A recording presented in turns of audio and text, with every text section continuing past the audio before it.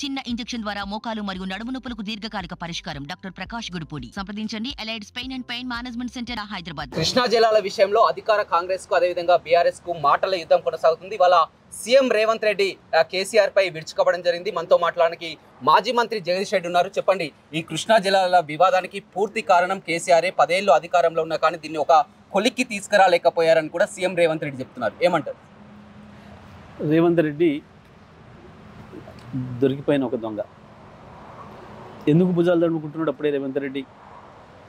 ఎందుకు అప్పుడే కేసీఆర్ గారి మీద ఇంత పెద్ద ఎత్తున ఉరుకురుకు దాడి చేస్తున్నాడు? కేసీఆర్ గారు ఇంకా బయటికి వెళ్ళనే లేదు, మాట్లాడనే లేదు కదా. ఎందుకు ఈ డ్రామాలన్నీ వేస్తున్నాడు, ఈ డ్యాన్స్లన్నీ వేస్తున్నాడు రేవంత్ రెడ్డి? అంటే తప్పు చేసిండు, దొరికిపోయిండు, ఇక తప్పించుకోలేడు రేవంత్ రెడ్డి. కేసీఆర్ మీద ఎదురుదాడి చేసి, బీఆర్ఎస్ పైన ఎదురుదాడి చేసి నేను తప్పించుకుంటా, ప్రజల దృష్టి మరలుస్తానని అనుకుంటున్నాడు. గై సాగవు ఇంకా. రేవంత్ రెడ్డి ఇప్పుడు అధికారం ఆయనదే, ఆయన ప్రతిపక్షంలో లేడు. ఏది పడితే అది మాట్లాడి తప్పించుకోకపోవడానికి సమాధానం ప్రజలకు చెప్పాలి. కేసీఆర్ మీద ఆరోపణలు చేస్తే సరిపోదు, ప్రజలు సంతృప్తి పడరు. నువ్వు ప్రజలకు చెప్పాలి సమాధానం. కేసీఆర్కో బీఆర్ఎస్ పార్టీకో మాత్రమే కాదు, కృష్ణానది జలాల మీద ఆధారపడి ఉన్న ప్రజలందరూ కూడా సమాధానం చెప్పాలి. ఇవాళ కేఆర్ఎంబీకి నువ్వు ప్రాజెక్టులు అప్పచెప్పినవు అని చెప్పి చర్చ వచ్చింది. మీ అధికారులే ప్రకటించారు. దాని మీద నువ్వు మాట్లాడడం లేదు ఇప్పటికి కూడా. కేసీఆర్ మీద ఎదురుదాడి కాదు కదా, నువ్వు కేఆర్ఎంబీకి అప్పగించినవా లేదా గది చెప్పాలి మొదలు. అదే విషయం చెప్తున్నారు చాలా క్లియర్గా. ఉత్తమ్ కుమార్ రెడ్డి మేము కలిసి షెకావత్కి లేఖ రాసడం జరిగింది, అప్పగించే ప్రసక్తి లేదు, వాటా తేలేంత వరకు కూడా స్పష్టంగా చెప్తున్నటువంటి పరిస్థితి. మరి నీ ఏఎన్సీ ఇచ్చింది మినిట్స్, కేంద్ర ప్రభుత్వం దగ్గర ఉన్న మినిట్స్ అవేంటివి? ఏం చెప్తున్నారు ఇప్పటికి కూడా? ఒక సెక్రటరీతో ఒక లేఖ రిలీజ్ చేయించినారు. ఇంకొక ఈఎన్సీ మేము ఇచ్చినాము, కేవలం నిర్వహణ మాత్రమే ఇచ్చినాం, అప్పగించలేదు అని ఆయన చెప్తున్నాడు. మినిట్స్లో కేంద్రం స్పష్టంగా మాకు ఇచ్చేసారు, మాకు వచ్చినాయని చెప్పి కేంద్రం చెప్తా ఉంది, కేఆర్ఎంఏ చెప్తా ఉంది. మేము దానికి ఏర్పాట్లు కూడా చేసేసుకుంటున్నాం, ఉద్యోగస్తులు నియమించుకుంటున్నాం అని చెప్పి కేఆర్ఎంఏ చెప్తాం. దానికి మీ సమాధానం చెప్పాలి. 2015లోనే ఈ సమావేశం కూడా జరిగింది. అప్పుడు ఆ సమావేశంలో ఎందుకు ఇది చర్చకు రాలేదని?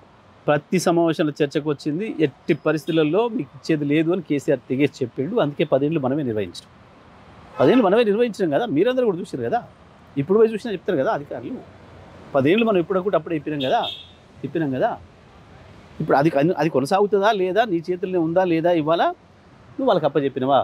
దీని సమాధానం చెప్పాలి. నువ్వు కేసీఆర్ మీద ఎదురుదాడి చేసి తప్పించుకుంటానంటే ఇంకా ఇవి రాజకీయ ఆరోపణలతో కాదు, ప్రాక్టికల్గా ప్రాజెక్టు నీ చేతిలో ఉందా వాళ్ళ చేతికి పోయిందా అనేది సమస్య ప్రజలకి. సీఎం రేవంత్ రెడ్డి కూడా ఈ అంశాన్ని లేవనెత్తడానికి ప్రధానమైనటువంటి కారణం నల్గొండకు వచ్చి కేసీఆర్ నిరసన తెలుపుతానని ఒక ప్రయత్నం చేస్తున్నారు. నల్గొండలో నిరసన కాదు, దమ్ముంటే అసెంబ్లీలో చర్చ పెడదాం, 2 రోజులైనా కానీ కంటిన్యూ చేద్దాం, మైక్ కూడా కట్ చేయమని కూడా చెప్తున్నటువంటి పరిస్థితి. మైక్ కట్ చేయడానికి చేసే పని ఆయనది కాదు పాపం. ఇదే సమస్య వీళ్ళతో. మాకేదో లేని అధికారాలు ఉన్నాయి, అంతా మేమే రాజులు అని అనుకుంటున్నారు, పిచ్చి మాట్లాడుతున్నారు. మైకులు ఇవ్వడం, మైకులు కట్ చేయడం అనేది నీతోనే కాదు, నీ పని కాదు. మైకులు ఇచ్చేది స్పీకర్ గారు ఇస్తారు అందరికీ. మేము దానికి ముందు మేము సిద్ధంగా ఉన్నాం. ఆ భయానికే మాట్లాడుతున్నాడు. అసెంబ్లీలో మొట్టమొదటి దీనిపైనే చర్చ జరగాలి, అది ముందే నేనే అనేస్తే అయిపోతుందని చెప్పేసి తప్పించుకోవచ్చు అనుకుంటున్నాడు, కానీ తప్పించుకోలేడు వీటితో. పోలింగ్ ముందు రోజు కూడా మొత్తం కూడా ఏపీ పోలీసులు అంతా కూడా తెలంగాణ భూభాగాన్ని ఆక్రమించుకొని చేసినా కానీ ఏం చేయలేనటువంటి పరిస్థితిలో కూడా ఉన్నారని కూడా ఘాటైన విమర్శ. తెలివి ఉండాలి, దానికి కూడా కొంచెం తెలివేడు వారి. అవ్వాలి ఆపింది తెలంగాణ పోలీసే ఆపింది, అందులో సందేహం లేదు. కానీ ఎన్నికల పోలింగ్ అవుతుంది, ఆ టైంలో ఈ ముఖ్యమంత్రి ఈయన తెలియదు కాబట్టి, ఇంతకుముందు లేడు కాబట్టి తెలియక తెలివి తక్కువ మాటలు మాట్లాడుతున్నాడు, కావాలని అబద్ధాలు మాట్లాడుతున్నాడు. కానీ కేసీఆర్ గారు డీజీపీలో సెక్రటరీ సిఎస్ను పిలవడానికి ఉండేది అప్పుడు ఏ ముఖ్యమంత్రి అయినా ప్రభుత్వం చేయాల్సిన పని చేసారు. వారు రోజు వారు ఎంత మేర కాపగలిగి ఆపి తెల్లగారి నువ్వు ముఖ్యమంత్రి అయినావు, నీ బాధ్యతను నువ్వు చేతగాక నువ్వు చేయక 2 నెలల నుంచి తెల్లవారి ముఖ్యమంత్రి ప్రమాణ స్వీకారం చేయగానే నువ్వు మొట్టమొదటి చేయాల్సిన పని వాళ్ళని పంపించాలి అవతలకి.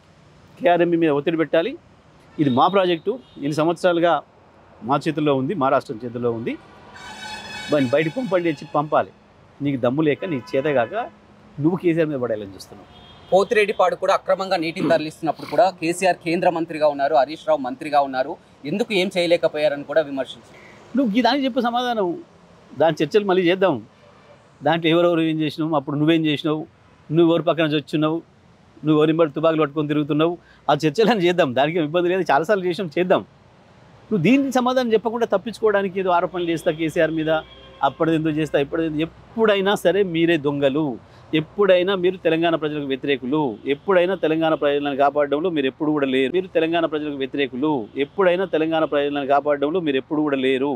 మీరు ఎప్పుడైనా మీ ఆంధ్ర భాషలకి తొత్తులుగా పనిచేసిండ్రు. ఆ రోజు నువ్వు ఎక్కడున్నావో, నువ్వు ఏ భాష దగ్గర ఉన్నావో, కొత్త భాష పాత భాష అన్ని విషయాలు కూడా చర్చకు వస్తాయి. చేద్దాం, మంచిగా అసెంబ్లీలో చేద్దాం, రోడ్ల మీద కాదు.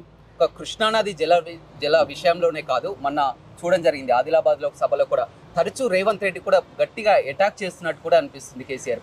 ఎటాకులు గిటాకులు కాదు కదా, ఇప్పుడు చేయాల్సింది ప్రజలకు పని. నువ్వు ఇచ్చిన హామీలు నెరవేర్చాలి. ఇప్పుడు నువ్వు ఇచ్చిన హామీలు నెరవేర్చాలి.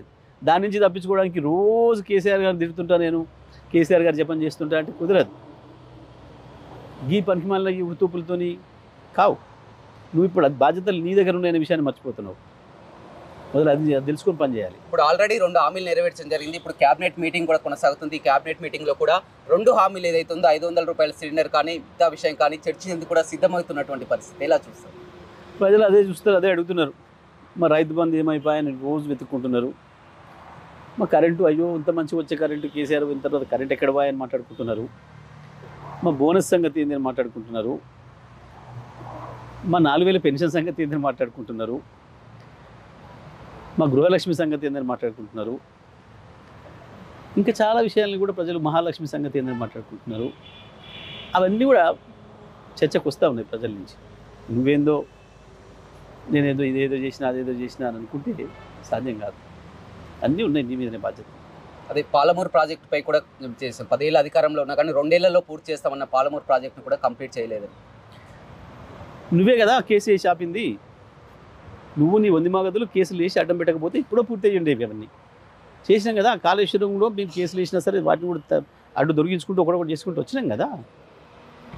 ఇప్పుడు నువ్వు ఉన్నవాటి సంగతి తెలుసు, ఉన్నవాటి తీసుకుపోయి అపరంగా అప్పచెప్పిన కేంద్రానికి.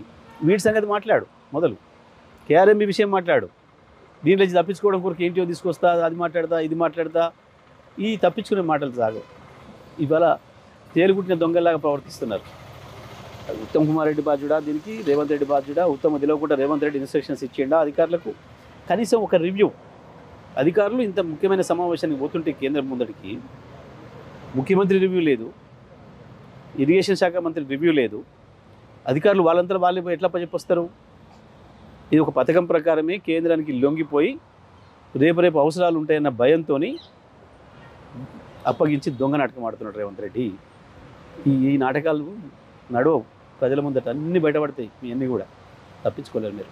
రైట్, చూడొచ్చు ప్రజల్లో వ్యతిరేకతని తప్పించుకోవడానికి ఈ విధంగా లేనిపోని అర్థం లేని ఆరోపణలు చేస్తున్నారు. ఖచ్చితంగా కృష్ణా జలాల విషయంలో ఏం జరిగిందనేది ప్రజలందరూ కూడా క్లారిటీ ఉంది. ఖచ్చితంగా దాన్ని అసెంబ్లీలో కాదు ఎక్కడైనా చర్చించడానికి సిద్ధంగా ఉన్నట్లు కూడా మాజీ మంత్రి జగదీష్ రెడ్డి చెప్తున్నారు. Vote studio. మరిన్ని వీడియోస్ కోసం ఛానల్ ని సబ్స్క్రైబ్ చేయండి. లేటెస్ట్ అప్డేట్స్ కోసం వాట్సాప్ ఛానల్ ని ఫాలో చేయండి. అండ్ లింక్ డిస్క్రిప్షన్ లో ఉంది.